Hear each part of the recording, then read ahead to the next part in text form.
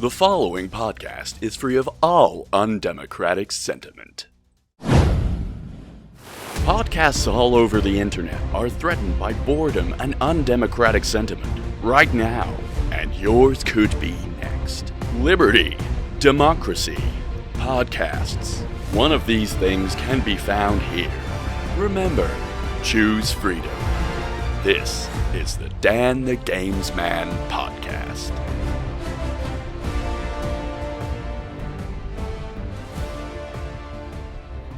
My name is Dan. And my name is also Dan. And welcome back to the Dan the Games Man podcast. And this time we are really tackling some heavy journalism. The topic of today's podcast is Xbox versus PlayStation, which is the console to buy in 2025. But first things first, what have you been playing this week, Dan? I have been getting further stuck into the Living Lands and playing more Avowed, and also diving back into some retro gaming with the Cowabunga collection. Nice, yeah. I did see that's added to PlayStation Plus this month, isn't it? Mm-hmm. Which games have you played on there so far? So far, I've just stuck to the Hyperstone Heist, as that was one of the ones I played most back on Mega Drive. So I've never actually played Hyperstone Heist. I've always been holding out to get a physical copy of that game, which is now expensive. As we've kind of learned from your history of Mega Drive games, of every Mega Drive game you owned when you were young is now worth big money. Yeah, it is money. It's at least one carton of eggs worth of money. Because what are some of the other highlights of your Mega Drive collection of Batman versus the Joker. Yeah, I think that one goes for a fair bit. Combat Car's not hugely up there, but like 30-ish quid. Yeah. Cyborg Justice, probably 30 to 40. Was it one of the Castlevanias as well? Yes, I can't remember which ones were on Mega Drive. It wasn't many, was it? No, I think it was Bloodlines.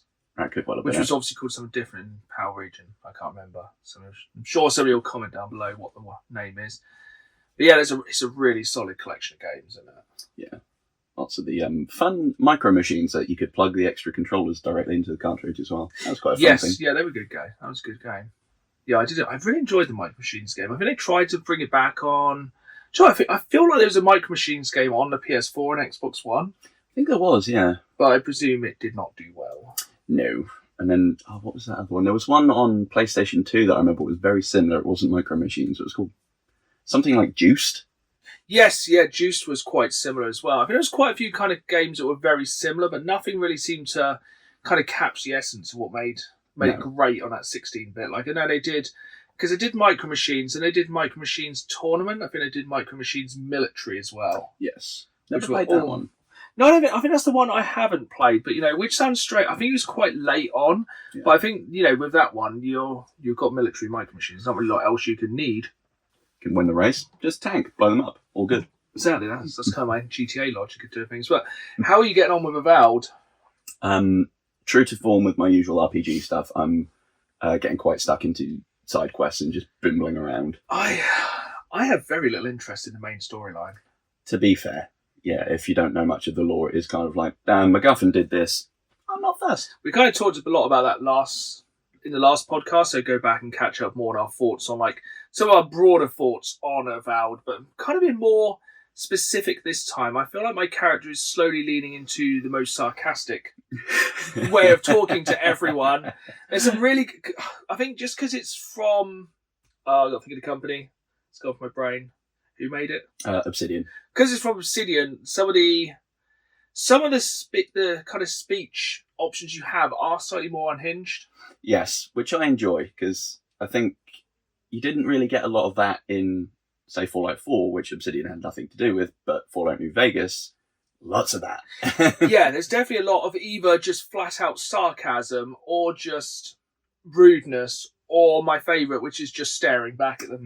Yeah, just be unmoving and let them awkwardly wibble themselves into a corner. Yeah, like today, very spoiler-free, I did a quest where basically I could frame somebody for murder. But it felt a bit morally wrong doing it, but basically in one of the conversations I just stood there and let the person come to that conclusion themselves by just awkwardly staring at them until they came to that conclusion. I reckon my headcanon there is they assumed that your character did it because of all the staring, but wanted to be like, I don't suspect you, please don't make me next. Yeah, it's yeah, it's definitely a very fun world to explore and to find. I do feel like the only problem is if you do the side quests before the main quest is slightly easy. I think I'm turning up to bosses and killing them with like 3 spells. Excellent. I was going electricity, fire, ice, dead, and that's basically been a majority of things.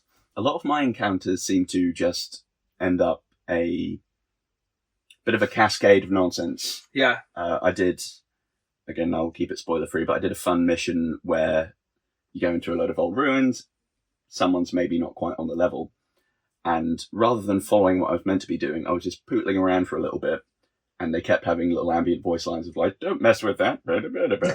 I kept messing with it, and oh boy, they were mad. Was it the one which has a giant weird robot thing?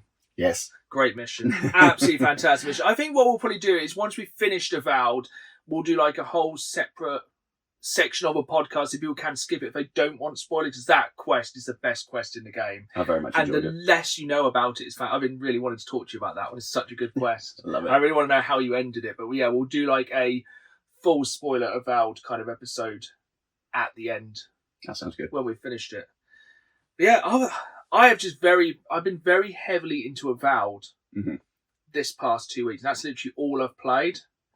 Which leads nicely on to a new feature of the Dan Gamesman podcast, which is the Dan Games Club, where we are going to pick every episode a very short game, which we can all play like a book club, and then discuss fully spoilered in the next episode. So these are all going to be games that are very, very short because, we're all very busy, and then it's a game that hopefully we, and especially we, and the listeners can then finish before next week. And we're going to start off with a game which has been on my backlog for a very, very long time. And that is a game which I've looked into enough to know a little bit about.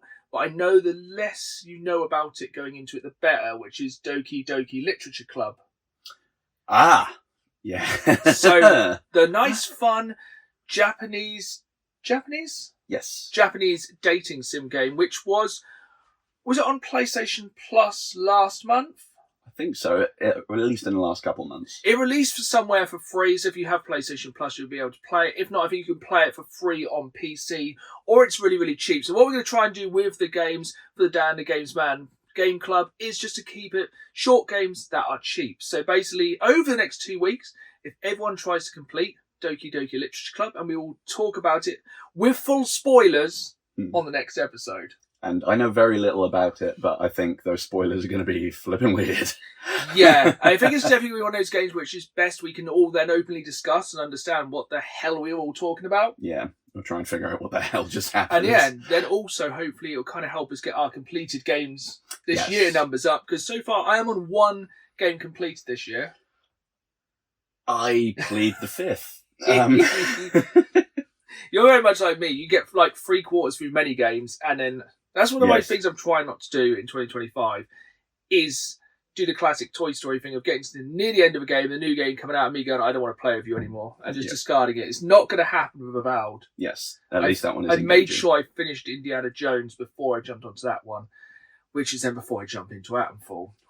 So Because psyched for this that. year is stacked. So these shorter games will hopefully be a good way for us to clear some of those games off our backlog and have an intellectual conversation about some very interesting games. But, so you have 2 weeks to finish that game. You have been warned there will be spoilers in the next episode. But let's get on to the news, and I'll let you talk because I have talked very quickly for the last few minutes. So, from what I've looked at, news has been a little bit sparse in the last week and a half, 2 weeks. But I found a couple points that are worth mentioning.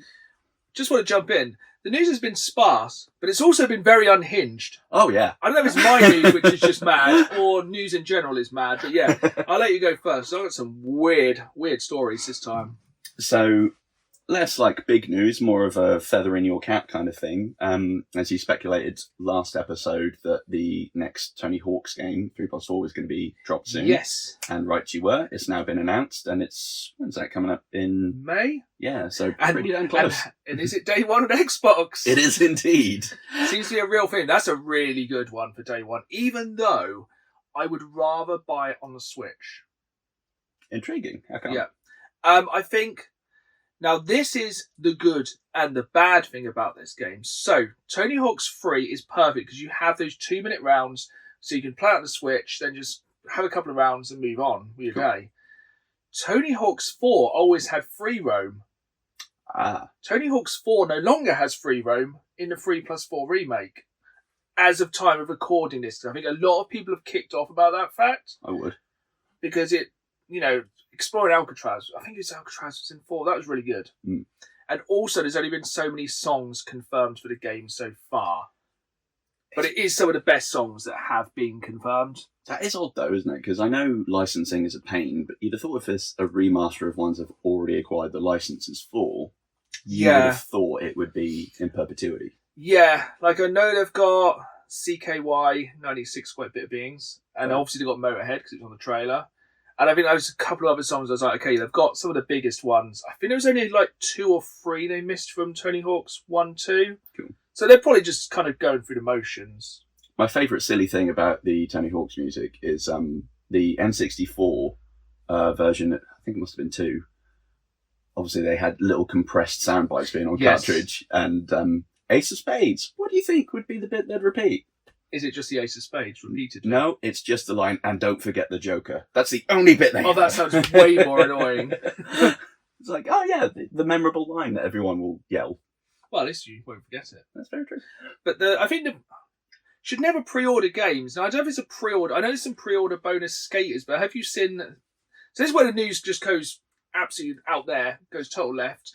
Have you seen the unlockable skaters in Tony Hawk's 3+4? Oh, I have. So it's the Doomslayer and the Revenant from Doom. Pretty well. And isn't the Doomslayer riding like a chainsaw? Yes, I think it's a chainsaw, yeah. And Excellent. obviously, I think the Revenant is riding nothing because they have a jetpack. Oh, yeah.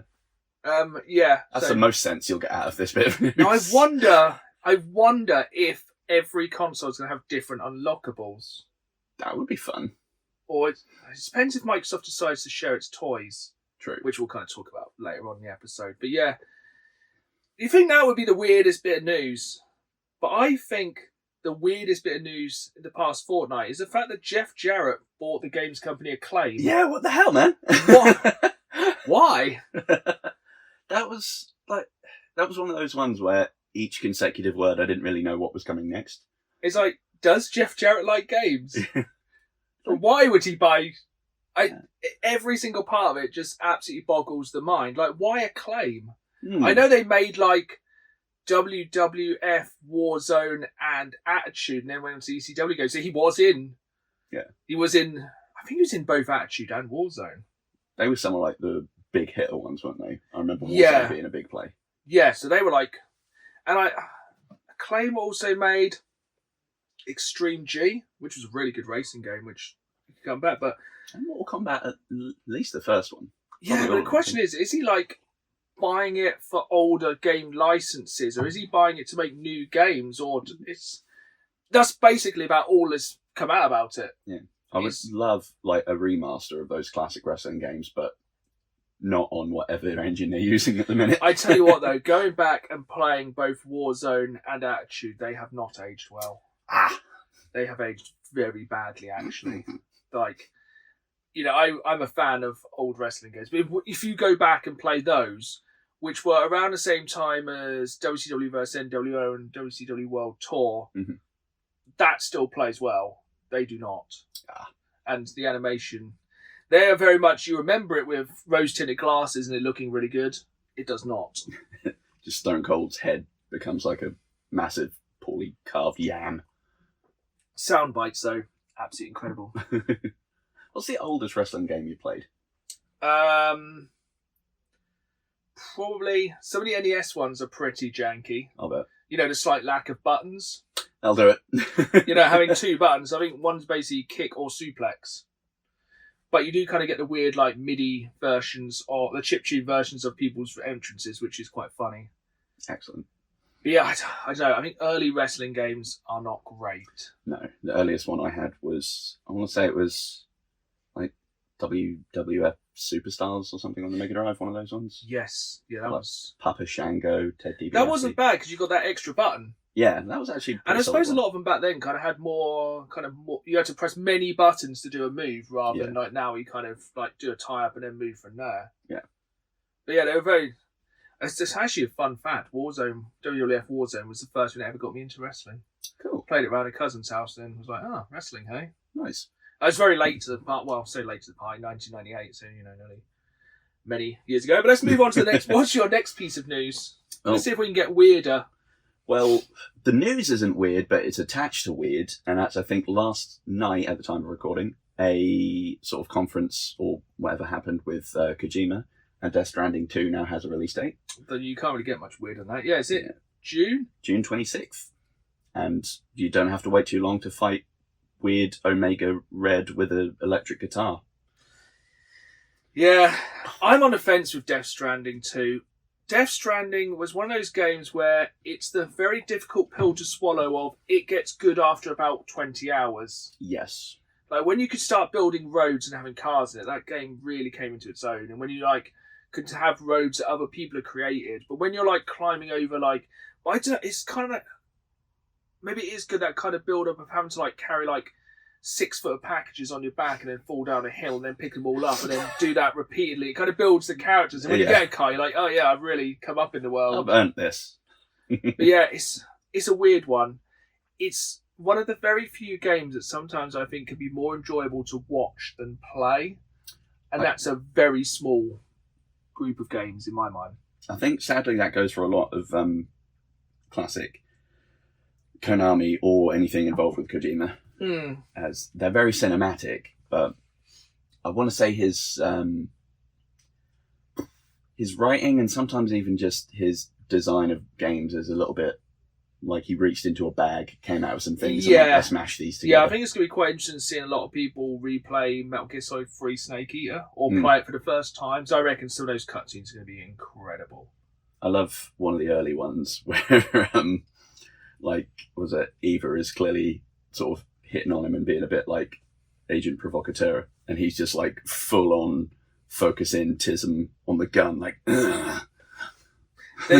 We could have a whole episode about weird happenings in Metal Gear Solid because essentially it's just a collection of weird events. Yes, but that's cool. It's finally got a date. It'll be interesting. I think it'll be a very big critical success. Oh, 100%. But I do wonder. But at least he's making a game. Yeah. I'm just sad we never got the Silent Hill from him with Norman Reedus because I reckon that would have been coming straight off PT would have been absolutely incredible. Wild. That was a terrifying thing to play. Absolutely terrifying. I'm trying to think which. I think I got 2 more pieces. I want to see if you're. So, there's been a big Pokemon conference, and lots of like normal Pokemon news has come away. We're getting Pokemon XZ.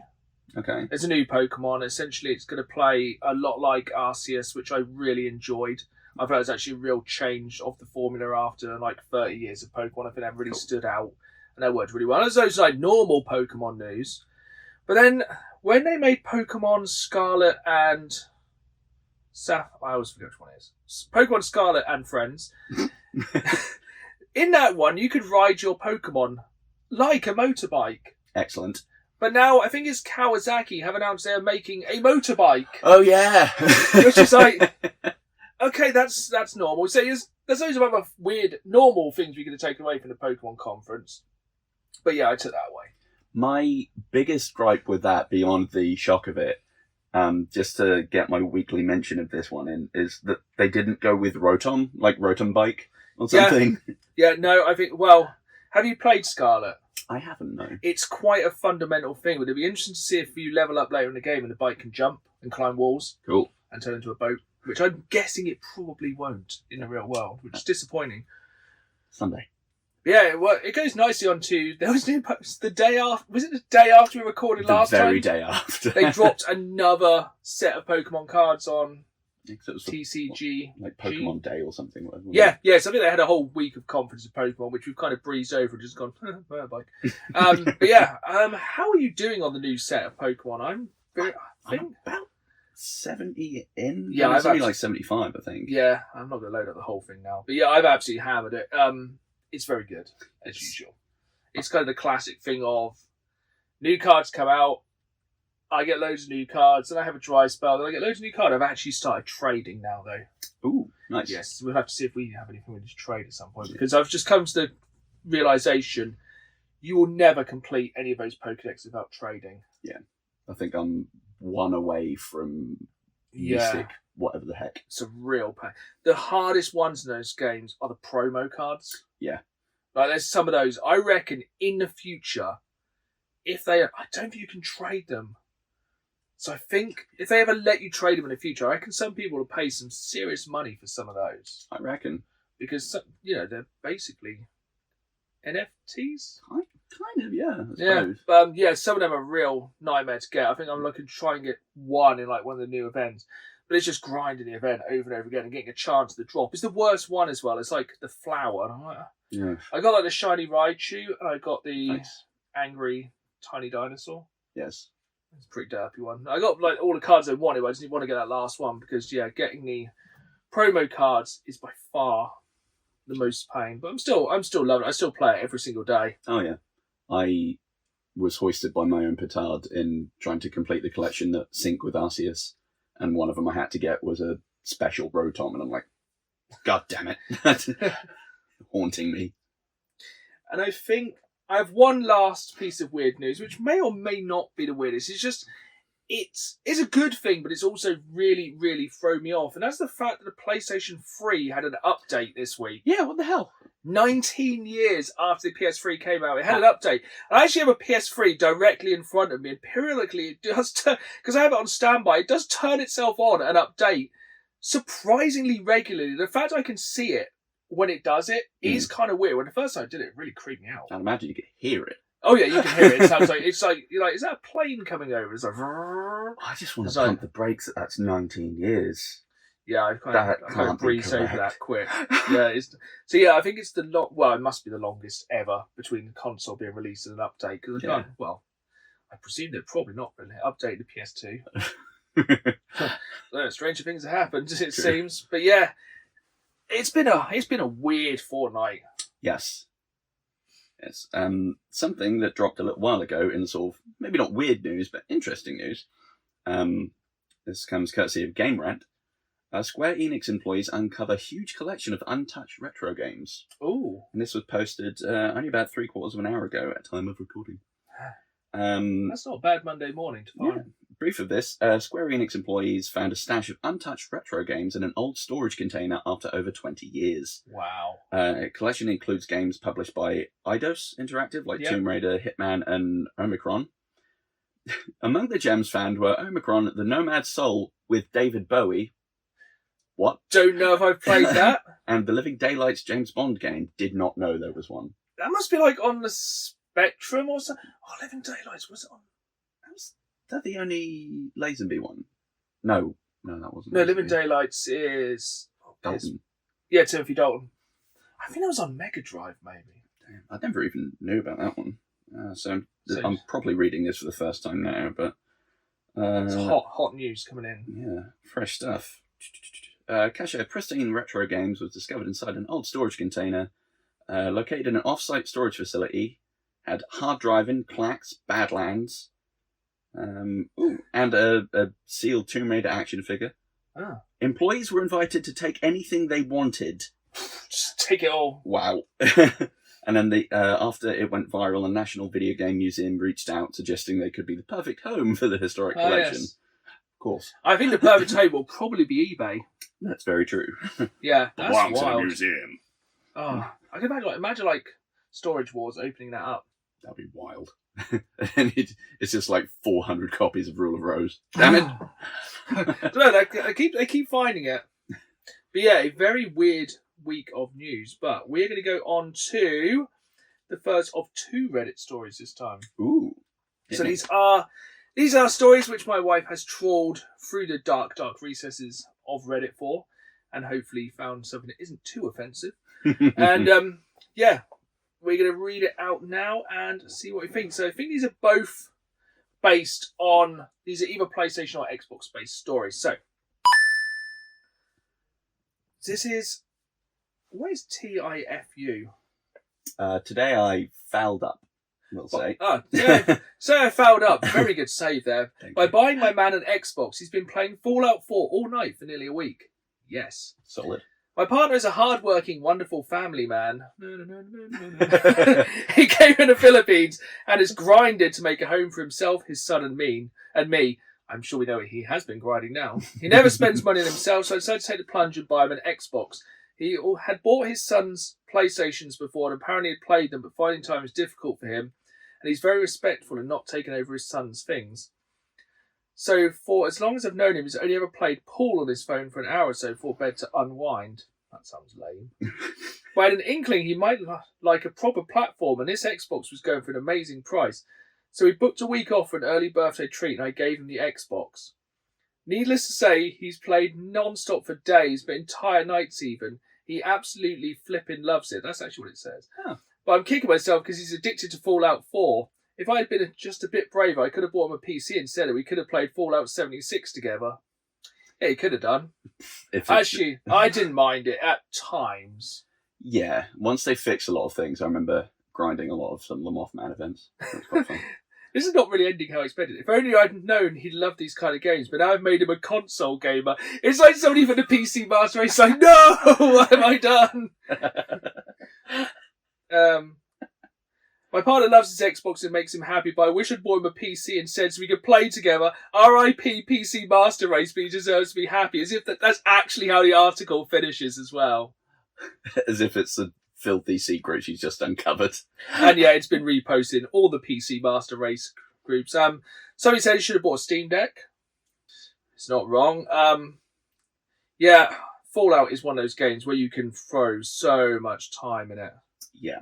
I think a lot of people feel sorry for hers. It seems like she really wanted to play, but now it's one of those difficult ones when you're in a relationship, is playing like a super long game like Fallout 4. Yeah. And both me and my wife are big Fallout fans. That's one of the main reasons we tried 76. Yeah. It's actually one of the main reasons my wife bought an Xbox so we could play Fallout 76. Nice. Which is a bit disappointing, but it has its moments, but the moments are fleeting. Yes. And to be able to get like the decent sort of power armor and be able to go and do like the big raids where like an enormous Deathclaw or some of the big legendary things that pop out in the irradiated zones. Not fun. I think my main thing in that is just kind of wandering around and just seeing what's going on. Oh yeah. But then some of the instances are a nightmare. And I have had some really funny run-ins with just random people in the wasteland. There's one time like this person basically like escorted me and my wife to their base at like gunpoint. They were like level 100, so high level. We're like, what? Why? And he was like, come to my base or else. We're like, okay, we'll play along. Took us to his base and basically opened up this chest, and it was like every single like god tier weapon in the game. Like everything, like all these modded, ridiculously high weapons. He's like, yeah, I'm quitting. Take what you want. Dude. Like, wow, yeah. So yeah, basically, also kind of ruined the experience because we had all the best guns in the game, but it was hilarious. That's quite fun.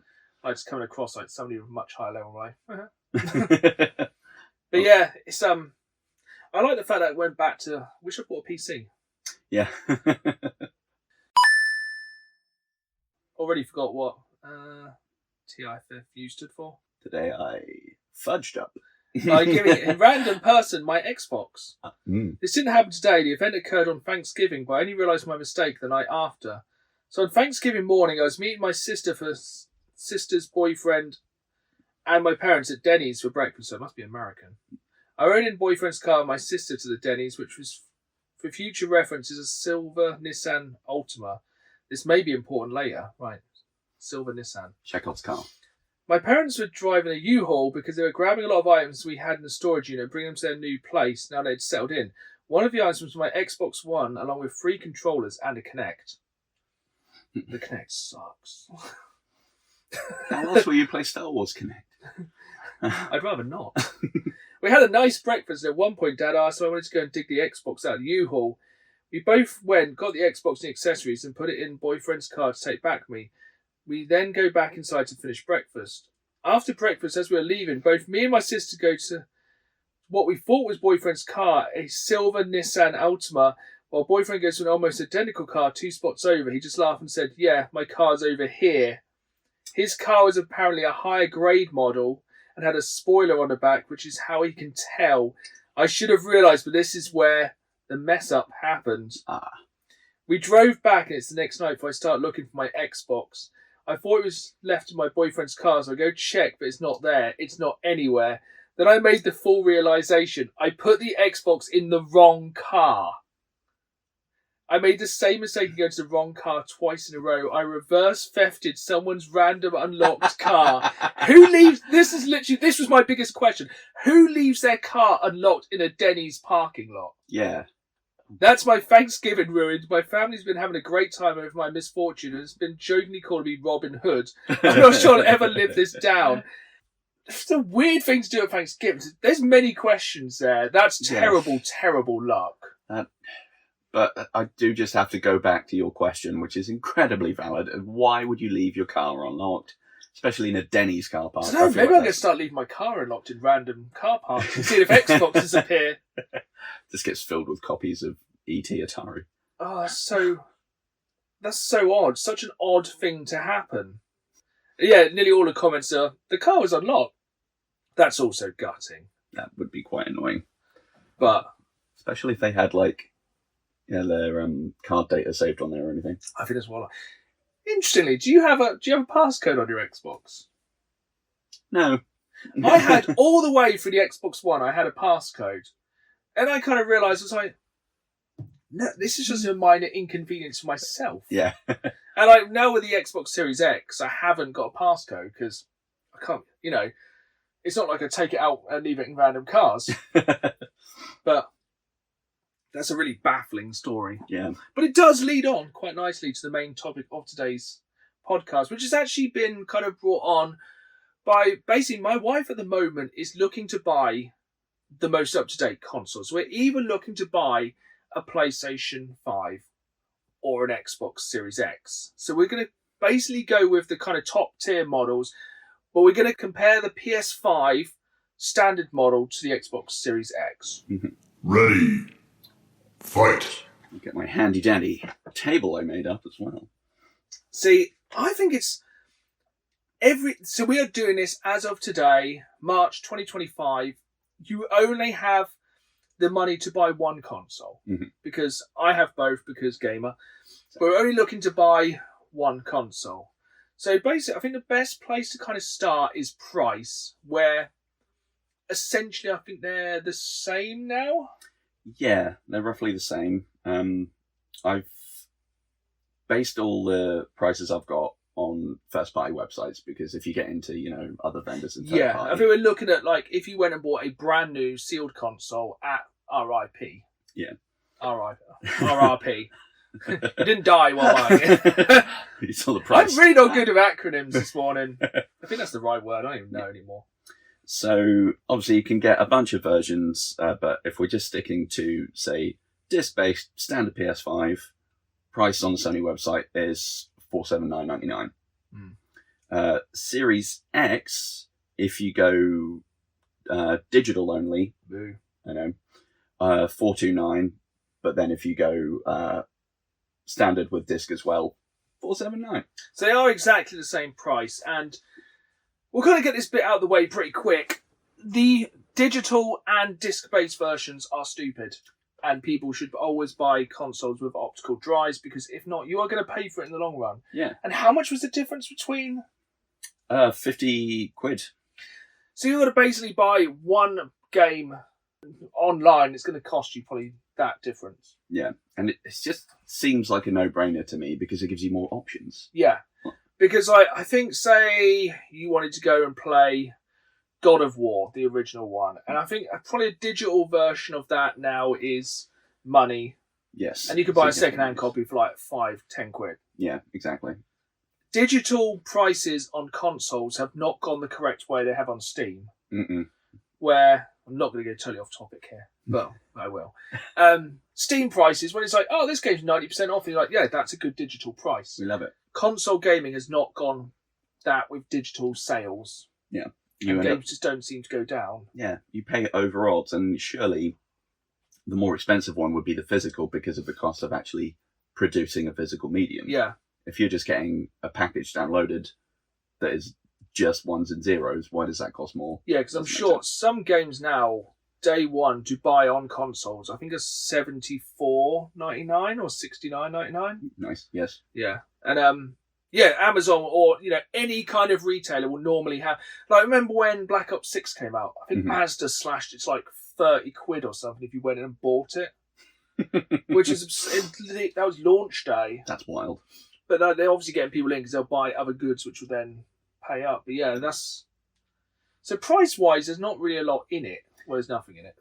I mean, obviously things get a bit muddy when going between all the different versions because I didn't realise you could get, as well as the Series S, with the X, you can get digital disk drive, all one with a 2 terabyte hard drive, which does pop it Ooh. up a little bit more. Yes. And then I know we're talking about the standard PS5, but I didn't realise with the Pro, you're either paying $700 or if you wanted the 30th anniversary edition, Yeah. just a hair under $1,000. It's about The $950. price of the 30th anniversary PlayStation stuff is absolutely insane. It's shocking. I saw a local game shop selling a brand new copy of the PlayStation 5 30th anniversary controller this week for 250 quid for the controller, which is just there. I have one and I use it as my daily controller because I love it. PlayStation control. We'll come on to controllers, but PlayStation controller price for limited edition ones are mad. Absolutely Absolutely unhinged. insane. And yeah, paying that much. I feel like the Pro is. I reckon we must be at least halfway through the PS5 and Xbox Series S. I reckon. X. Yeah, AMD have come out as saying they are working with Sony on PS6, and obviously that's going to be a few years Yeah. working on that. So it's I reckon not we've got a imminent. good 3 or 4 years, which is why it's like it's still worth buying a new console now. 100%. But before we get too far into this, brand to the podcast, Xbox's stupid names. Yep. Make it easy. PlayStation 1, 2, 3, 4, 5. Simple. Xbox. Xbox 360. Xbox One. Xbox Series X. Xbox One S. Xbox S. It's stupid. It's wildly, almost willfully difficult. They just want to be baffling for the point of, Imagine, like, if you're a mum of a child and you go, I want to buy an Xbox. They're like, Oh, cool, no. which one? yes, the one. Yes, which one? Yeah, which Xbox One? The Xbox One S, X? Ugh. The Xbox Pro? Is it Yeah. an Xbox Pro? I don't know. They're stupid. I just bought the one that looks like a fridge. Yeah, a little mini beer fridge. Have you seen the Xbox beer fridge? No, but I want to. I bet it's smaller. No, it's the same, it's exactly the same size. It's the same size, dimensions. You could literally put it next to the Xbox and confuse people. Another mini rant of the pod, going back what we were saying about getting the digital versions only being stupid. With PlayStation, at least, you can shell out an extra £100 for your own stupidity and get the disc drive, I love that. It's like they know people are going, oh, I messed up. which you will have to do with the Pro because it doesn't come with a disc drive. So you pay £700 and then you have to put a disc drive on the side. Mainly because it has a little bit more processing power and some extra AI stuff for upscaling. See, I was going to go on to graphics next because I know you've done way more research into this than me. But I just want to talk about the look of the console because some people might not want a giant black box on there anywhere. You know, I'm quite happy to have all my consoles out. I'm getting quite emotional about this one. But I think the Xbox One X is one of the ugliest looking consoles of all time. It is just so brutalist. There's nothing. It is just an oblong. There's Like, nothing. the original Xbox is just a big block. But it's been 20-something years since the original Xbox came in. Yeah. They could have done something more. It's literally like, what does it need? Disk drive. Okay, cool. Put a square. It's like the Switch 2 logo. It's so lazy. It's unreal. It's like they looked at the GameCube and went, "What if taller?" It's just, it's the most functional design I've ever seen. You want console? You'll get console. Is square. It's fine. There's no... It's not even got soft edges. No. I'm looking at it now. It's probably the longest I think I've ever looked at it. It is an ugly, ugly console. But I suppose it does actually kind of just It goes into the background. Yeah, I guess it could disguise itself with speakers quite well. Yeah, make a good transformer. And if you wanted one that could take out someone's eye in a pinch, bosh. I think the thing that still annoys me is that they don't fit into IKEA shelves. Yes, there is that. Which I think IKEA really came out and said, look, these consoles are too big. Because the consoles, they are big now. They hefty. Like, the Xbox Series X is big, but the PS5, it's ginormous. He heck and chonker. It's big, and it looks slightly less offensive. Yeah, I mean, I know when it came out, people were making a lot of fun saying, like, they would get their Wi-Fi router and stick 2 bits of paper to it and say, Yeah. look, I've got one. But I like it. Yes. It looks sleek. They've done something different. I mean, the PS3 and At least it has a PS4 design. Yeah. I like how PlayStation is like, what's the next one? There is no pattern. No.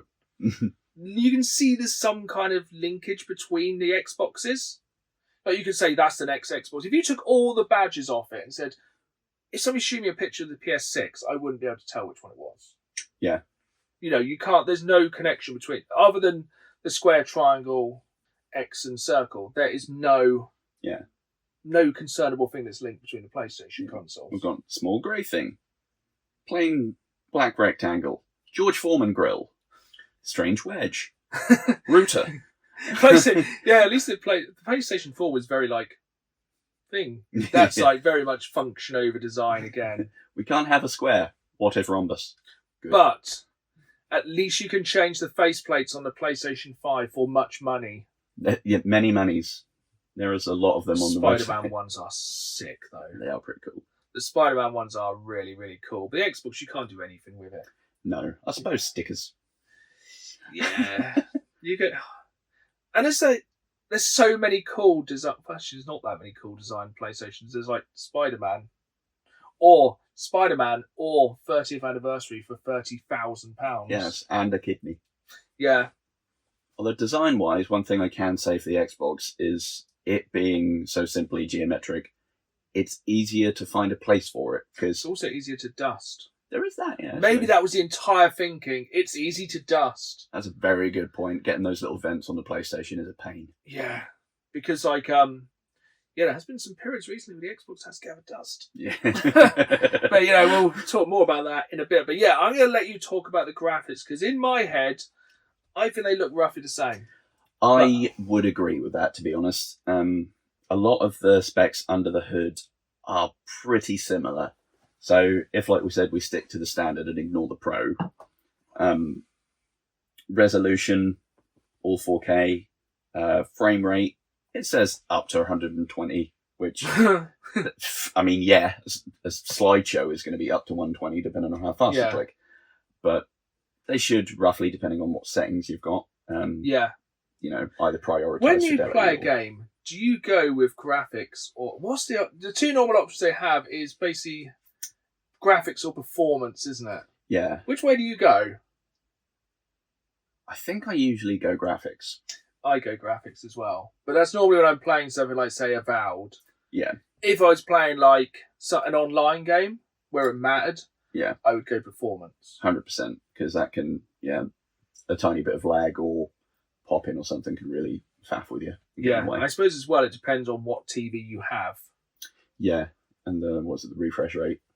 Fair point, because especially if you got one that isn't 4K ready. Oh. Again.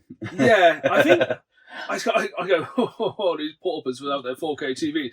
I think a large majority of people do have 4K TVs now. I think that, this day. I think you'd be hard pressed to find it. I don't know. I haven't bought a TV now for many, many years. Since I bought my big old 65-inch 4K blah blah blah blah TV. Yeah, I bought one just before Christmas because I got TV envy. Yes. Looking at that one, I'm like, me one bigger one. Yeah, and that's why I go graphics, because it's essentially like watching a small cinema. Yeah, I mean, when you've got that display, you want to make use of it. Yeah. Over the fidelity, or over the performance, sorry. Yeah.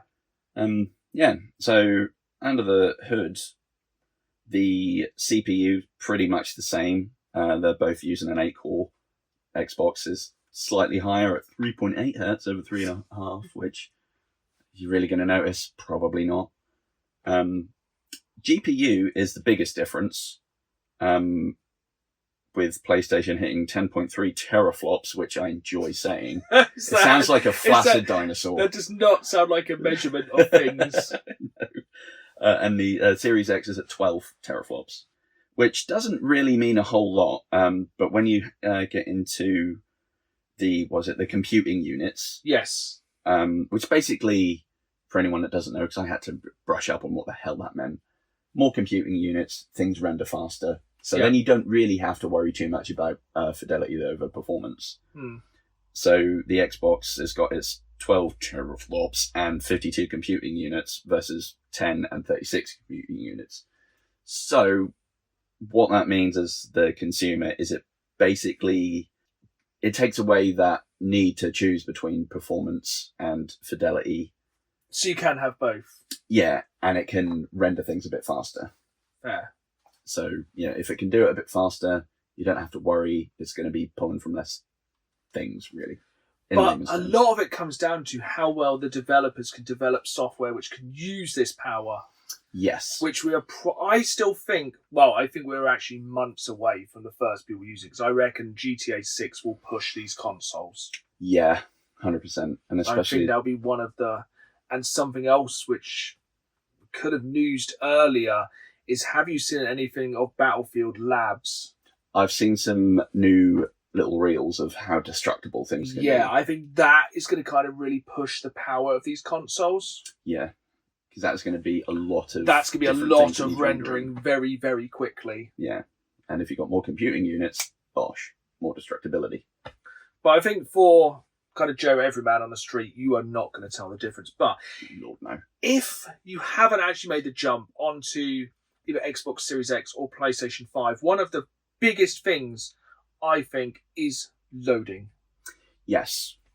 It's incredibly fast at loading stuff in. Yeah. Something the Xbox does to help with that is basically it gets rid of the middleman. Yeah. So it's got something called direct storage to memory. Yeah. So it moves info from data to the system memory without involving the CPU. So rather than having to go do, it can just go boom, which means things happen faster. And it's like when you turn the Xbox on, especially if you have it in, actually both the consoles, if you have them in rest mode, they can load up incredibly quickly. And keep your game paused where it is, and you'll be like several days later saying, oh yeah, here I am. Yeah, like I've literally jumped back into Avowed and it's been jumping straight into the game. I think my dog's trying to weigh in on the whole Xbox versus PlayStation argument, if you can hear him in the background, but... He wants Switch, which... Yeah.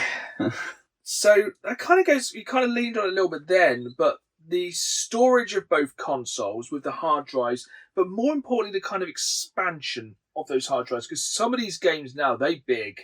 They be very big. I do have notes on that, but I've not.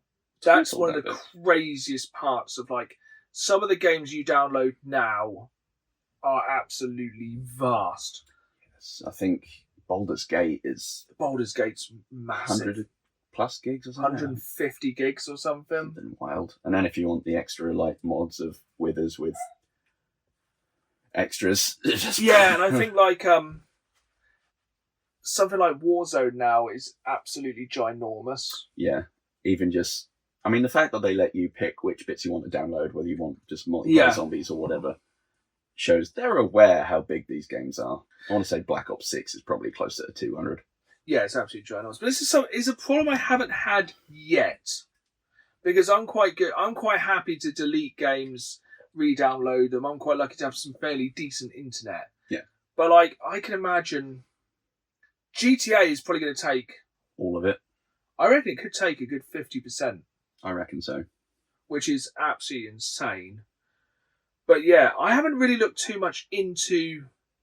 Do you know much about expanding the hard drive? I knew a little bit, and then I had a peek around at it, and it confirmed what I thought, because I have been annoyed at times. Both let you put external hard drives on, which is baller. Yeah. So you can expand it. So I have got the stats here. The Xbox Series X has a 1 terabyte SSD, while a PS5 has a slightly smaller 825 gigabyte SSD.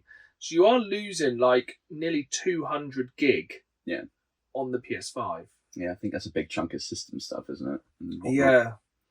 And one problem I've had, I don't think I've really noticed it because I've not maxed out my storage on the Xbox yet. But with PlayStation, you can have the external, but you cannot run PS5 games off of it. That's quite interesting and kind of weird. Yeah, I think previous gen games you can, but there is a bit more.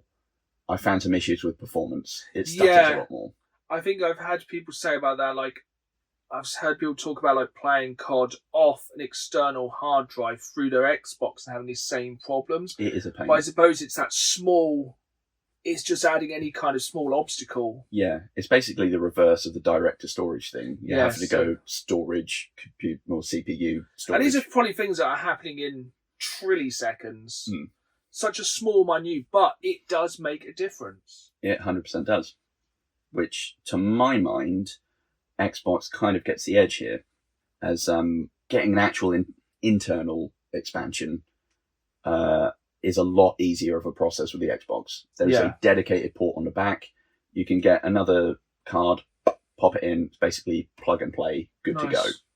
PlayStation, you need a screwdriver, take off the faceplates, take off another plate. I've never taken the faceplates off. I did it once to clean and I nearly broke things and I'm never doing it again. No, it does not make me think yes. Yeah. And then you have to format everything and then it's probably easy, but it's a faff. You have to actually go in there and plug stuff in.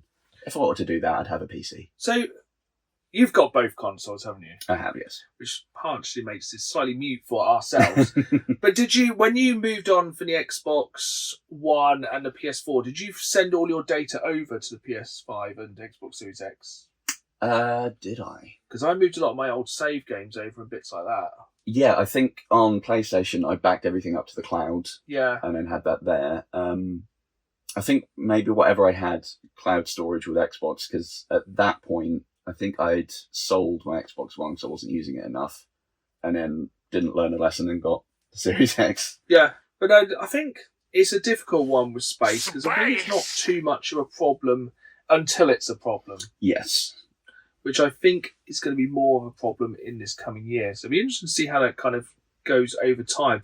We're getting into a very, very big question here. Mm-hmm. The controller. Woohoo. Do you prefer the Xbox controller or the PlayStation controller, Dan? Big question. I prefer, tiny drum roll, PlayStation controller. I don't know. I'm still not entirely decided. I have large hands. Fair. And I do find the Xbox controller sometimes better, but I do like some of the extra features on the PlayStation. I like the big square rectangular button at the top, which no one knows what it's called. I could hazard a guess. Is it the touchpad? Yes, or another option, which I can't say on this one. And I also like the triggers. The triggers are a big selling point for me. The triggers are better on the PS5, but I do like the slightly chunkier nature of the Xbox. Yeah, from a tactile perspective, I do like the size of the Xbox controller. It kind size does matter. It does. It's no Duke, which I actually really like. Yeah. I like the Duke because I grew up, that was my Halo controller. Fair. So I like the Duke. I've actually considered buying a Duke, which you can plug into the Xbox. Solid. Which is pretty cool. I'm very fickle when it comes to controllers. I like collector's editions controllers. Nice. And while in the past few years, Xbox has had some really nice special editions. Like I've got which ones have I got? I've got the Starfield controller, which is very nice. I've got the Forza Horizon 5 controller, which is very nice. I think I also have, what was it before Fortnite? Before Fortnite, there was that other, like DayZ. PUBG. I've got the PUBG controller, which is actually really sick. Nice. It's like clear black, which make anything clear, I'm all about it. That's fair. But recently, the PS5 controller has been well nicer. They have had some really fancy ones. Like, as I said, I've got Big Flex, the 30th anniversary edition, which is my day-to-day one. Then my backup PS5 controller is the God of War Ragnarok one. And I've also bought the Helldivers 2 one recently. And I do like the PlayStation 5 Collector's Edition controllers. And I love the feel of like the finish on them as well. It's quite nice. Does have that on some of the more premium Xbox controllers. Does kind of have. So the Forza Horizon 5 one has like steering wheel rubber on the back. Oh, okay. I am really into my limited edition controllers, That's fair. even though they are pricey now. They're a bit on the spenny side. So I think it's 70 quid for a new controller now. Yeah, I can't remember about standard Xbox, but I know standard PlayStation is about 65 off the website. Now, touch wood, I have never had any issues with stick drift, anything like that. I've had a touch on my original in the box PS5 controller. Just a little bit on the left stick. I suppose I retired my original PS5 controller quite early. Mm-hmm. So I haven't had it since launch. I had it since the launch of God of War Ragnarok. Cool. And yeah, I've had no issues with controllers for either console. But I look after my controllers and I do rotate them quite often. I'm like connoisseur. I'll go and go, which controllers to use today? Because I have them all set up on charge points, so they are ready to go. I like to tactically reload controllers, and I like to have them charged and ready to go. Which is another thing with the Xbox. This is one of the biting points. You have to buy, and this was a day one buy for me. Actually, I think, to be fair, I was sent some of these by a company, which I can't remember the name of, some battery packs and a charging dock for the Xbox. Nice. Because using batteries for a controller in 2025 is absolutely insane. It is one of my major gripes about it, the fact it has no internal rechargeable. It absolutely boggles the mind. It drives me crazy, the fact they still do that. Yeah. It seems also kind of wasteful. Yeah, as well, when everyone's got these green initiatives and stuff like that, and it's like, let's chuck some batteries in there. And we're all going to probably go and buy those cheap rubbish batteries from Poundland that last a session, you throw them away. That's absolutely ridiculous. Yeah, I think the PlayStation does win on there, but I think we've had this many times. I've also lost my charge lead for the PlayStation 5. Yes, I do need to borrow yours at some point, because that's the only thing. When you buy a new PlayStation 5 controller, it obviously doesn't come with a lead, so I haven't been able to use my Helldivers 2 controller yet. Because the first time you use a new PS5 controller, you have to connect it to the console. Sync the flipper up, don't you? Yeah. I forgot that. Which can be a bit of a pain if you're going between consoles. Not that's an issue many people probably ever have. Yeah. I think the battery issue is also part of my major overall gripe with the standard Xbox controller, and that's the build quality. It feels at times cheap. Yes, especially with I the D-pad. think they kind of want you to buy Premium, the premium controllers, which I have the stats on as well, and they are a little bit eye-watering. How much is one of those now? So the Elite, so the Xbox Next Step Up one, I think is obviously there are loads of third-party ones, but the official one is just shy of 100 quid. So you're looking at about another 30 quid on top. Yeah, and it gives you slightly sturdier build. You have nicer D-pads. Because you can. It's got more What's reverse. the one you could? Isn't the Xbox One where you can turn the D-pad and it kind of goes in and out? No, that's some of the 360 ones. It's a real step back. Because it just, the D-pad is the worst bit for me. It's so clicky, and I don't like it. No, I do know what you mean, actually. Though I think with the standard, yes, you can. With the standard Elite upgrade, it has interchangeable D-pads and analog stick caps. Yes. Which is quite nice. And has an internal battery. But we have said about these special edition PlayStation 5 controllers, which are really sick. But Xbox Labs, you can make your own hellish creation. Yeah. You can make some horrific colour combination controllers. And also that does give you literally, you could make any controller you want using Xbox Labs, but you will pay for it. Oh yeah.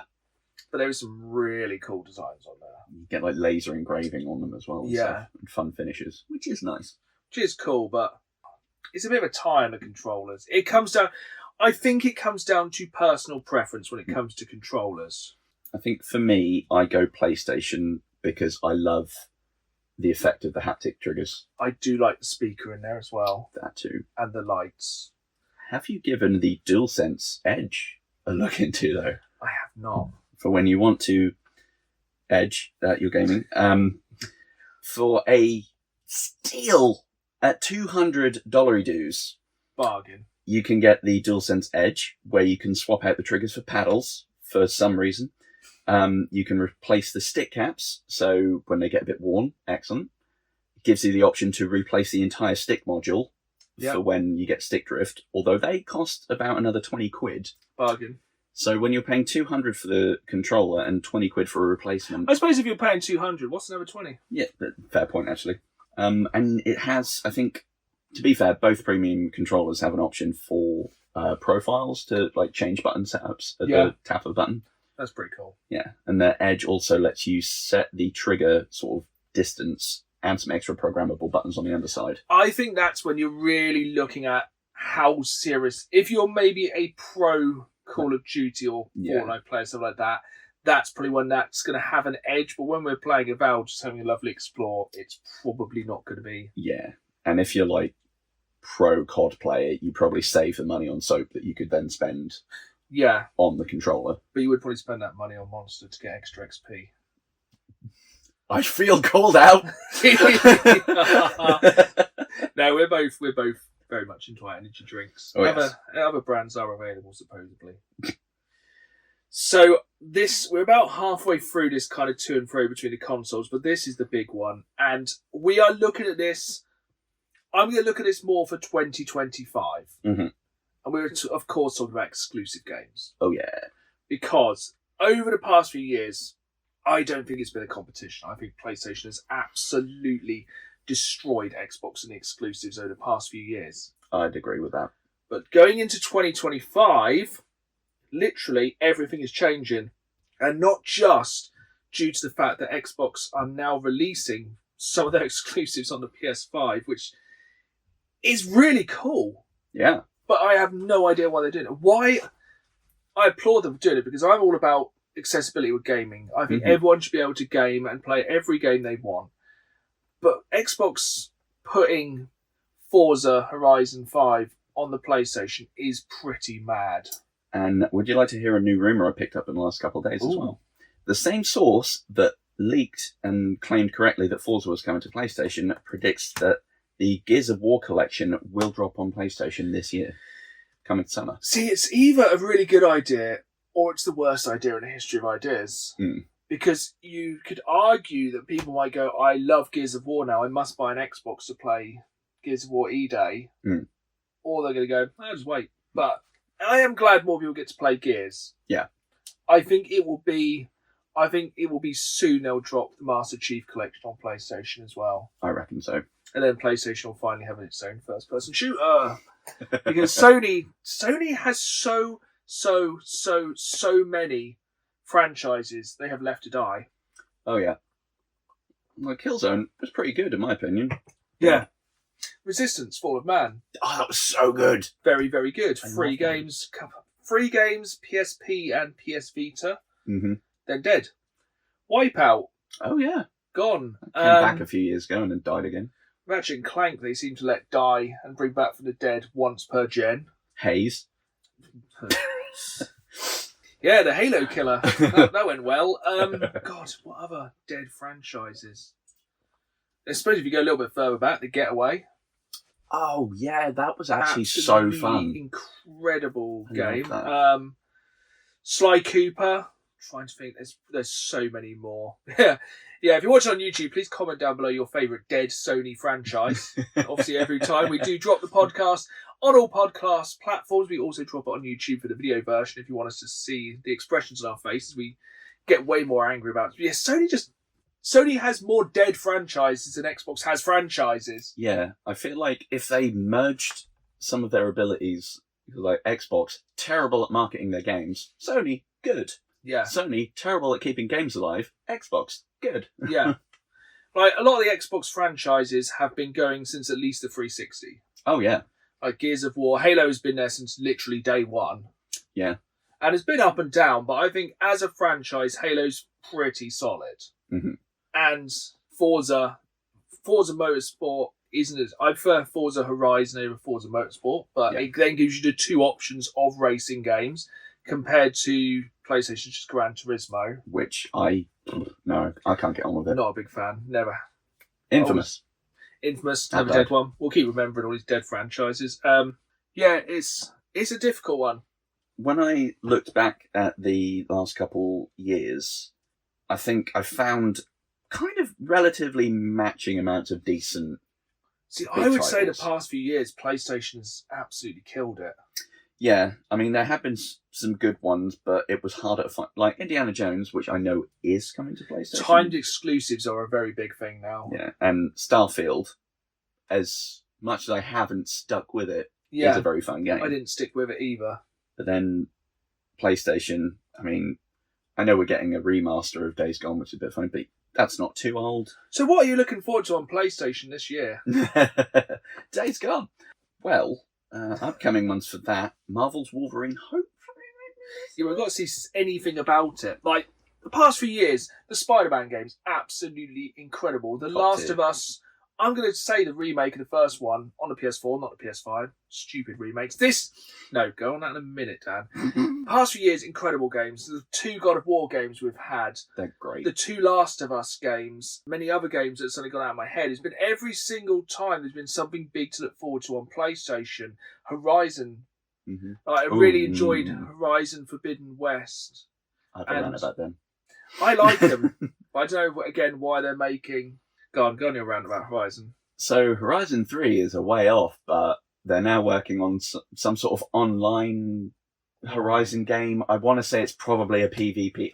Knowing them, it's going to be an extraction shooter. Or, imagine if it's like Monster Hunter. That would be cool. Just a team kicking the ass of a robot dinosaur. Monster Hunter, the game that doesn't know which console it wants to be on. Monster Hunter is... Every console gen seems to get a Monster Hunter game, and it Yeah. never seems to stick around. Here's It's an the real exclusive one. floozy of gaming. It does get around. Yeah. But yeah, but also then you get the Horizon Lego game, Yes. which exists. Or what's the PSVR 2 one? Call of the something. Call of the Hill? Mountain? It's something. Call of the Redhead. Yeah, I suppose if you want to play VR, you could play PlayStation VR 2, or you could go back to listen to our last podcast where we talked about VR gaming, because if you're going to do VR gaming, you probably don't want to do it on PS5. Nah. I cannot justify that in the slightest. But so PlayStation is not looking great for exclusives over 2025, No. being the understatement of the millennia, except for a load of remasters, which is kind of what happens when you keep closing studios Yes. and letting games die on their asses. You could easily, if Sony today went, right, 3 months' time, Resistance Fall of Man trilogy remastered in 4K, sold. 100%. I love that. Infamous new game, sold. They have so many things they can pull upon. They go, Last of Us Part 2 remastered. It was last gen. Yeah. Or Days Gone remastered. Great game, but no. Horizon remastered. No, That's stop. not. Or even like, imagine, if I was at Sony, right, we need money, quick, we have no games. God of War 1 free. Oh, yeah. Sold. Man, God, it's easy. Sony just seems to have just absolutely put their foot on the brake this year. Yeah.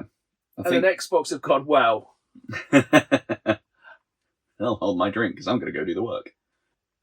A good one, which is kind of an exclusive, because you can play it on PC as well now, but Helldivers. yeah, Helldivers was the Everything goes saving back. grace of PlayStation 5 last year. Yeah, I think they may be resting on that a little. Yeah, which was a game that I don't think anyone expected to be the fastest selling PlayStation game of all time. It was a sleeper. A 30 quid AA game that just kind of came out of nowhere, which I had no interest about until I saw on TikTok, and now I'm hundreds of hours deep. Yeah, You know, I would say a large part of our friendship is based on Helldivers, 100%. because that's where we learn about liberty and Yes. being a citizen. And yeah, that's an incredible game. But yeah, PlayStation just do not seem to have a great deal coming out this year. It's No, really generally concerning. I was looking at upcoming games, and the only ones that stood out for me were the possibility of Wolverine this year, Saros next year, and Midnight Walk that we mentioned last episode. Yes. But that's Yeah, 3 obviously games. go back to our most anticipated games. We're brilliant at throwing it back to our podcast. So, But hey, baby. my entire gaming this year is based around Xbox Games Pass. Same. Because you basically have a new must-play game roughly every month. Like, at the moment, as we said at the start of this episode, we are both playing Avowed. Mm-hmm. which we will probably finish just in time to play Atomfall, which is available on other platforms. Yeah. But it's a day one Games Pass game. Yeah. Which we'll get onto the subscription services in a moment. But like, I feel like every month, and like Xbox, I think has done the groundwork the past few years, like buying Call of Duty. Yes. But then they still share it with everyone else. Buying a whole of Bethesda and still sharing them with everyone else, which I think is a good thing, because you imagine if you like, yeah, no one else can have the new Doom, it's just Xbox. Yes. But that would be a killer move. Is PlayStation getting Outer Worlds 2? Because that'll be the second Obsidian game this year, and obviously Avowed is exclusive. I don't know. Which is another one to look forward Which to. I am, looking forward to, because I really enjoyed the Outer Worlds. That's a great game. But it is difficult. It's weird, because it's one of those kind of years where there's not as much coming out, because I think so many studios have closed. Obviously, making games is getting more expensive. But as a gamer looking forward into 2025, I'm much more excited about the Xbox games than the PlayStation. Yeah. And I feel it's all because all these Xbox and PlayStation are both knowing they are going to make absolute bank off GTA 6. Yeah. And also not wanting to put anything near it. Yeah. Because we don't know when it's coming. GTA 6 could drop now. Yeah, they'll be like, and it would sell the most copies of any game ever created by man. There is going to be such a shortfall in so many industries when people suddenly get ill. Yeah, it's just, I want to book some holiday. Oh, to 100%. play I'm GTA. taking a week. I'm going to take a week and I'm just going to sit here and play it and love every minute of it. Yeah, as soon as but I get no some one news. knows when it's coming, and I don't think a lot of people want. There's a big window in the middle of this year where nothing's being released, and no one knows when to release their game. There was a guy, I don't know where he was working, but I'm wondering if he got a severe talking to as a joke for pre-orders on their website, I think, or something, or just listing it. He put GTA 6 coming out on September 17th, which was the date that GTA 5 initially came out, and people lost their minds. And then they were like, this was just a joke. We were playing with each other on it. That sounds like a realistic date, though. It sounds like something they might do, and it would be it's right at the start of that period where you don't want it to get lost in the summer where people are going to be off doing other things. No. September, probably pretty good. Back to school. Yeah. Take that, kids. Yeah. Oh, they'll be playing it. But yeah, I've got to hedge Xbox on that one. I mean, I really wanted to go. We're going to have to weigh in on this on another episode now, because we've gone off on one, shockingly, as is the theme of this podcast. I think we have to do a future episode of literally PlayStation Plus versus Xbox Games Pass. Yeah. Because it's too big a topic to get into this deep into the podcast. So we're going to go through a very quick one now, which we can draw a line in. And I know I will count us down and we'll say which online service is better. They cost roughly the same. There's different tiers, which we'll go into more. But which is better online, Xbox or PlayStation? In 3, 2, 1, PlayStation. Don't even try me on that one. We have had... So we play... This is the entire reason this conversation has come about. Me, Dan, and my wife play Xbox online, and the Xbox party system is absolute. I would swear there for the one time. It is garbage. Yes, it allows baffling. It allows you to play Xbox Series X and Xbox One together, but it suffers you for it. It's so it doesn't work. It does, but it's become the new chat roulette. We have had streams where we've tried to stream and it's taken us a good hour to manage to get a party into a game. Not even exaggerating. With chat and everything working. PlayStation, instant. It's baffling. As 360 era, it was the gold standard for voice chat. PlayStation 3 didn't even have it. You had to have either PlayStation 3 online was absolute ass. And then I remember when they added, you can have party chats. Haha. But it was just a chat room. You couldn't be in game. Yeah. So it's like, what's the point in that? It's like, I don't know how Xbox has gone so far wrong with it. It's wild. I don't know if it's just because we are cross-playing on... But that's the entire point. If it's your own console, make it work. Yeah. And the thing is, as well, when we've had those issues, it's been a mix of not being able to get into the party, or all three of us could, but then one of us at random can't speak or be heard by the others, or vice versa. And also, like, for other things, streaming from the PlayStation 5, beautiful. Plunk, click, done. Absolutely fantastic. Streaming on Twitch for the PlayStation 5 is fantastic. Streaming through Twitch on the Xbox is a pain. Yes. And it's really choppy as well. And the camera's slightly better on the PS5 for streaming. The webcam support is... it's not great on the Xbox. I also found like a lot of settings on the Xbox are a little bit either so buried obtuse. or they only come up contextually, like being able to share voice in the that stream. worst bit. Yeah, when you're like, do you allow your voice to be used in the stream? You have a millisecond to hit that button and accept, otherwise it's gone. Yeah, if you miss it, that's it. I have got very irate with trying to stream on the Xbox. It's actually stopped me streaming our online play on the Xbox because it's so just does not work. No, it's all over the place. It's shonky as hell. But yeah, I've never had any problem with PlayStation. Yes, both services have outages, but that one is way, way worse. I feel like it's almost part of a bigger issue with the user experience on Xbox, as they're kind of largely the same with, you got your tab you swipe through, but finding what you want sometimes on Xbox is a pain. Like the amount of times I've wanted to go and find something on the store. Yeah. And just, it's visually distressing. Bits aren't where you think you'd go. Sometimes you need to go through a really weird, obtuse path. And Xbox also used used to have two apps. You used to have the Xbox app and the Games Pass app, but now they've kind of bastardized them together into one terrible app. Yeah. But I don't really use... But they also do work quite well for capture. They both kind of work the same. The PlayStation app's all right. Yeah. But yeah, PlayStation Online is far and away better. Yeah, I find it much more stable, a lot more intuitive, and a lot of things, it's a hell of a lot less in a way of button presses or faffing to get something working. It's like, done, couple clicks, done there. Yeah, so much easier. It baffles me that Xbox have messed it up this much. Yeah. It's absolutely... They just had to keep doing the thing they were doing well, and instead they went, what if they we literally had the entire market. It can't be just us. Nah, it can't be. And it can't be just because we're playing cross-platform. Yeah. And I mean, the fact that two of the players are in the same flipping house, it should be able to... absolutely.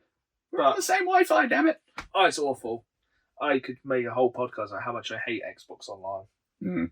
But we got one last topic we're going to look at here for PlayStation versus Xbox, and that is, for some people, I reckon a lot of people do not care about this, but backwards compatibility. Now, I'll be honest, in my notes here, I've just put that, really, I'm going to defer to you on this one, as being a collector.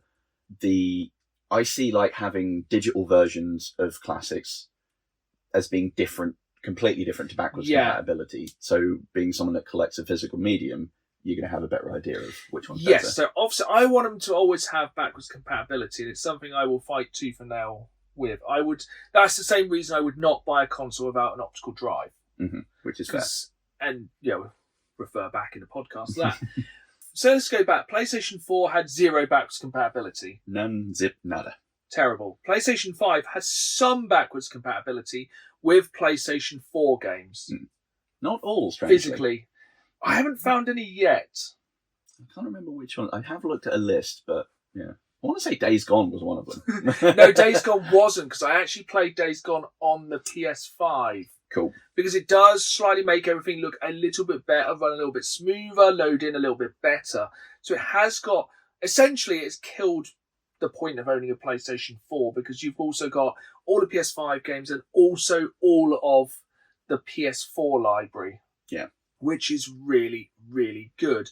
The Xbox does have a much larger backwards compatibility.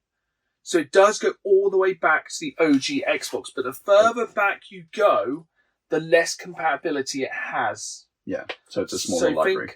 I think there's about 100 OG Xbox games which are backwards compatible and look really nice on the Xbox. You basically put the disc in, it downloads. I think it just downloads. I could be totally wrong, but I think it just downloads a separate version of the game. Okay. and plays it, and it looks really good. 360 backwards compatibility is very, very good. I think it's like 90-something% of games are backwards compatible. I think Xbox One is 100% backwards compatible, Cool. or very, very close.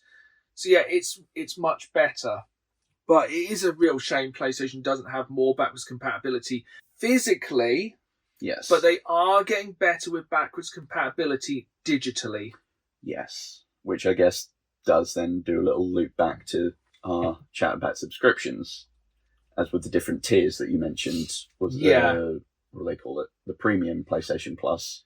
Yeah, we'll touch on that in another podcast, but the price, the names of the different tiers of PlayStation are like the Xbox console names. Yeah. They're stupid. They are. It's like, do you want to be confused more? Have But it's a look not at too bad. Like, I think they had Dino Crisis on there for the PS1. I think it was £4, it. Sweet. which is pretty good. I think that's like a decent price. But it does annoy me that you can't just slap a disc in her. That is like one of the sadder things about it. Yes. But I'm just glad there's some form of backwards compatibility rather than no form of backwards compatibility. Yeah, which I suppose is the case kind of with Nintendo, as you ain't going to be able to put a GameCube disc in a Switch. No, Nintendo's a weird one with that. It's like, oh yes, some things are, like this original Wii could play GameCube, and I'm presuming the Switch 2 will play Switch, but it's a weird one. Nintendo just like to change everything, every console. Yeah. But backwards compatibility isn't an issue for a lot of people. But I do think it's better that basically I will play any PS4 game now. I'll always play on the PS5. A majority of games I play for the Xbox, I will play on the Xbox Series X. Yeah. Just for this kind of quality of life and bits like that. But sometimes I will go back and play on the OG hardware because I do prefer it. Fair. Yeah, So- sometimes the upscaling works, sometimes it makes it look a bit strange. Yeah, but it's a difficult one. It's good to have it. Neither's perfect, but I think the Xbox is slightly better. And I feel like we haven't really even... Would you say you've come to a conclusion yourself? Here's the thing. Subjectively, if I were to sort of just go on my gut feeling, I think I'd go one way. But then when I look at my points and I sort of break it into sections on paper, it goes a different way. Should we do a 3, 2, 1 again and say which one you'd buy? Yeah. Okay, so 3, 2, 1, PlayStation. Xbox. There we go. Ah. Perfect. We have worked it out so well here for this last 90 minutes. I think for me, it is that online play. Fair. Everything on the PlayStation just feels a bit more sleek. Yes. And I think the PlayStation is the long game. Yeah. Yes, you may not be playing some games straight away, but you are going to be playing them later. And I think the more Xbox migrates their games across, I think it's going to be... Best of all worlds. Yeah. But yeah, we really didn't come to much conclusion there. Yeah. I think it does come down to personal preference. Yeah. And if I look at it objectively, all like 90% of my points, I'd put, PlayStation takes this one. Yeah. It really does come down to... It comes down to the exclusives, which I think we'll look at more in the PlayStation versus Xbox subscription services in the future, because that's what it comes down to. At the end of the day, if you want to play the new God of War, whenever it comes out, buy a PlayStation. If you want to play Xbox, that stupid campaign recently, if this is an Xbox, I single-handedly think that killed a lot of Xbox sales. Yeah. It's like, this is an Xbox, an iPad's an Xbox, your TV's an Xbox. That was a dumbass campaign. Your smart fridge, Xbox. And if you wanted to look at it at the moment and say who has won the console awards this generation, it's PlayStation. Because they're outselling them by now? Oh, a ridiculous amount Isn't at it like this stage. 10-1 or something? I think so, yeah. Xbox have said, we really have dropped the ball on hardware. Their sales are all boosted by Games Pass at the minute. Yeah. That's where a lot of their money's coming from. But yeah, so we haven't really got a very good answer for that question. If to come down on one side, if I do a really sort of hardline look at it, I guess I would change my answer and say PlayStation, because when you add up hard points like aesthetics, online play, and sort of ease of use, controller experience, Yeah. it does come out better. Yeah, I kind of wish we could have a more clear-cut answer. I don't think we have. I think my greed of wanting all the games now is probably what pushed me initially to think Xbox. Yes. Yeah. Yeah, I think because this year on Xbox Games Pass, it is a very, very strong lineup. But I also do think the PlayStation Plus is sneaking in. But we will talk about that more later.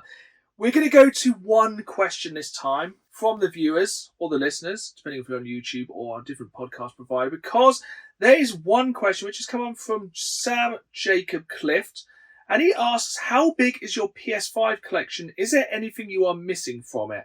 And this actually gets me thinking, because my PlayStation 5 physical collection at the moment is fairly small, except for controllers, which I have many controllers. I think a lot of the games I play at the moment, I do play a lot of games digitally on the PlayStation 5 if they're available. Yeah. Rather than picking up the physical discs at the moment, because a lot of the prices of PlayStation 5 games are dropping over time. Yeah. And this is the same for Xbox. I will pick up a lot of games that are on subscription services later, but it is a difficult one because it does actually concern me slightly. Like, every console up to this gen, I've had hundreds of games for that console. Yeah. And it's barely 30 games I've got in my PlayStation 5 collection. Yeah, to be fair, I think the majority of mine are digital. I know I've got a few of the big hitters as physicals. Like, I think the last physical PlayStation 5 game I bought was Silent Hill 2. Damn. Which is quite a while ago. But yeah, it does. I do feel like the PlayStation 5 and also the Xbox Series X have had less games to physically go out and buy. Yeah, there's been a lot more smaller either indie or AA things that come out, I feel. Yeah. That it's just I'll give that a quick download. And it does worry me, and it does make me feel like a bit of a hypocrite playing a lot of these games digitally and not buying physical copies of these games. They're moaning about the death of physical gaming. But I think a lot of it, I will buy the games over time. Like, if I could go and buy a physical copy of Vampire Survivors now, shut up and take my money. Oh, hell yeah. Like, it doesn't exist. And I think a lot of games, less games are probably getting a physical release, or the subscription services do kill them a little bit. Do you think there's an aspect of what we said earlier of sort of spiraling costs of AAA games, and even though that's not reflected in the consumer price, they save money on not having to, get the discs, make the disc, get the boxes, distribute So, things. like, for example, a game that's definitely missing from my collection is a physical copy of God of War Ragnarok. Because I bought the special edition, which came with a download code, which still baffles me. It came with a steelbook, but no disc, which is just dumb.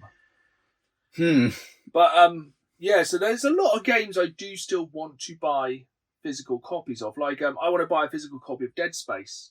Nice. What I would do a lot of the time is wait for a game to go onto a subscription service, then pick up a physical copy cheap. Ah, smart. So, like, I'm not going to go out and pre-order a copy of Atomfall. Oh, no. Because it's going to be day one on Games Pass. I will go and buy a copy of it in a year's time when it's like £5 or £10. Yeah. There's a lot of games like that. Like, what was the weird Soviet Russia shooting game? Atomic Heart? Atomic Heart. Definitely am missing a copy of that for my collection, but will pick up a copy in the future. So I think at the moment, I'm not actively buying that many PlayStation 5 or Xbox Series X to add that to the question games. Same. Because I will buy a copy of Indiana Jones in the future, even though I've finished the entire game. But on the flip side, a lot of these games, some of these physical editions could get way more expensive. That is true. A lot of them fluctuate as well, don't they? It could be the fact we are all slowly, unknowingly shooting ourselves in the foot. It's kind of a cause and effect thing, or like chicken and egg maybe more. As I think some of my reasoning as well is just money. And because costs are spiraling, they're making them more expensive. So oftentimes I'll just see a sale on the PlayStation Store or Xbox Store and I'll be like, oh, cheap, get it. Yeah. Or like having like them suddenly just putting like a massive game on Games Pass or PlayStation Premium, me going, well, I've paid for this already for the month. I paid my 15 quid or whatever it is. Exactly. I could play this AAA game. Why would I go? Why would I go and buy a physical copy of Avowed at the moment for like 70 quid when it's on there? Exactly. But I suppose that's the thing. You never physically own Yes. anything that's on these subscription services. Yeah, if they decide to take it down, you're Exactly.